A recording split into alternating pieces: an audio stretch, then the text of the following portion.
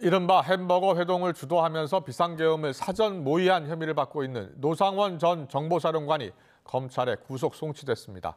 경찰 특별수사단은 이 회동의 참석자들을 모두 피의자로 입건했습니다. 취재기자 연결해 알아보겠습니다. 임혜진 기자. 네, 경찰청 국가수사본부입니다. 비상계엄 비선 실세로 지목을 받고 있죠. 노상원 전 사령관, 오늘 검찰로 송치됐다고요? 네, 노상원 전 정보사령관은 오늘 아침 내란 실행과 직권남용 혐의로 검찰에 구속 송치됐습니다. 노 전 사령관은 수첩 내용을 누구와 논의했는지, 또 윤 대통령과 직접 비상계엄에 대해서 논의했는지 등을 묻는 취재진 질문에 아무런 답하지 않고 소송 차량에 올랐습니다. 노 전 사령관은 지난 1일과 3일 두 차례에 걸쳐 경기 안산 햄버거 가게에서 비상계엄을 사전 모의한 혐의를 받고 있습니다. 경찰은 이 회동에서 노 전 사령관이 계엄사령부 합동수사본부 산하에 60여 명 규모로 수사 2단을 꾸려 중앙선거관리위원회를 장악하려 한 것으로 보고 있습니다. 경찰 특별수사단은 또 오늘 1, 2차 햄버거 회동 관련자 모두를 피의자로 입건했습니다.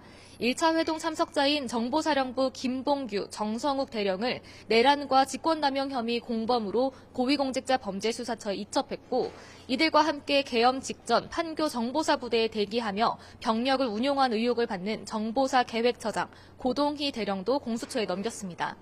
경찰 특수단은 계엄 당일에 있었던 2차 회동에 참석하고 수사 2단의 단장과 부단장을 맡을 예정이었던 93회 육군 제2기감 여단장과 방정환 국방부 혁신기획관도 피의자로 입건하고 소환 통보했습니다. 또 참고인 신분이던 방첩사령부 정성우 1처장이 경찰 출석을 거듭 거부하자 오늘 피의자로 전환하고 소환을 통보했다고 밝혔습니다. 네, 노 전 사령관 수첩 내용이 일부 공개되면서 파장이 커지고 있는데요. 계엄 사태 전모가 조금씩 드러나고 있습니다. 주요 내용 정리해 주시죠. 네, 경찰은 지난 15일 노 전 사령관이 운영하던 경기 안산 점집을 압수수색해 60여 쪽 분량의 자필 수첩을 확보했습니다.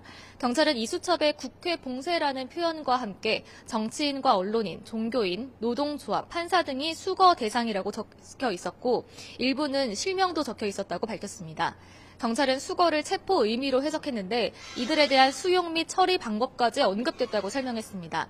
또 사살이라는 표현도 있었던 것으로 확인됐는데요. 우종수 국가수사본부장은 어제 국회에서 수첩에 사살이라는 표현도 담겼느냐는 질문에 사실에 부합한다고 답했습니다. 경찰은 또 수첩에 NLL, 북방 한계선에서 북한 공격을 유도라고 적혔다고 밝혔습니다. 앞서 더불어민주당은 계엄 세력이 비상계엄의 정당성을 만들기 위해 북한을 자극하려 한 거 아니냐는 의혹을 제기하며 윤석열 대통령과 김용현 전 국방부 장관을 외환죄 가운데 하나인 일반 이적죄 혐의로 고발하기도 했는데요.